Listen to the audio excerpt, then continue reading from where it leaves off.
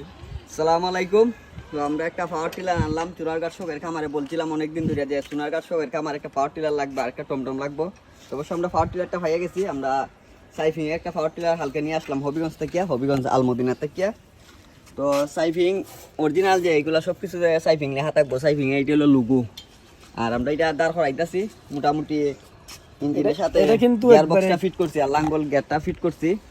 আরো জোড়া জোড়া মাল দিয়েছি। আমরা কিন্তু প্রথম অবস্থায় থেকে দেখাইতেছি, আপনারা দেখাইমু পরবর্তীতে আবার আমরা গাড়িটা কি আসিল আর কি হইতেছে বলতে একবারে জোড়া জোড়া আমার মাথায় কিন্তু ফয়লা ধরছিল না। ভাবছিলাম কিভাবে জোড়া লাগাইবো, তারা কিন্তু চাইছিল ফিটিং করে দেওয়ার জন্য। তাদের কিছু ফায়দা আছে এখানে ফিটিং করার জন্য। আমাদের তারা এই কার্ড নিয়ে যায়, এটা দাম হয়তো এখানে 4টা কার্ড আছে। এদিকে দেখাই একটা জিনিস।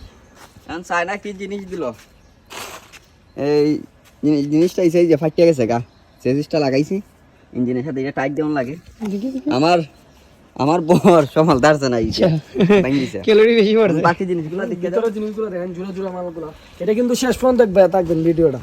গাড়ি একবারে কমপ্লিট অবস্থা। এগুলা জোড়া জোড়া জিনিস, চাক্কা দুইটা আল বড় আছে। লোয়ার চাকা, এগুলো দুনিয়া আল পাওয়ার জন্য এটা প্লাস্টিকের চাকা।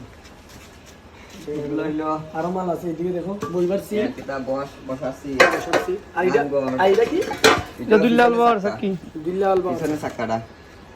তো সবকিছু আমাদের গাড়ির প্রাইস পড়ছে 1,80,000 টাকা। সাইফিং এর একটা গাড়ি নিলাম। গিয়ার অয়েল ইঞ্জিন অয়েল সব।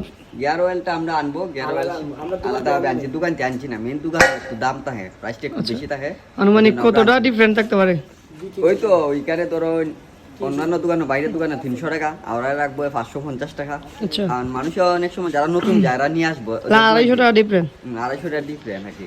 গিয়ার অয়েল একটা গাড়ির মধ্যে কত লিটার লাগতে পারে? 10 লিটার প্রায় লাগবে। এটা আচ্ছা, তো একবার বাক্কা ঢুকাইলে টাকা। 2-3 বছর যায় আর কি। প্রায় 2000 টাকা অনেক দিন যায়।